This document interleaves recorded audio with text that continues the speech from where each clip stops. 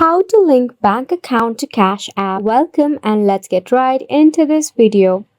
To link your bank account to Cash App, firstly tap open your Cash App in your device. You can easily get this application from your Play Store or App Store. In the application, at the very top, you will see a user icon. You have to go ahead and click on it. Now in here under Account and Settings, navigate to Linked Bank. The option may differ according to the version of application. From here, select on Link Credit Card. You can link your bank account by just linking your credit or debit card.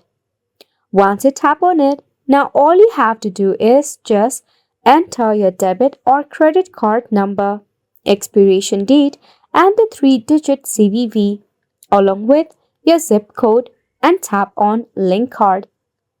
With the linking of your credit or debit card, you'll be able to add a bank, through which you'll be able to now transfer money in and out of your Cash App balance.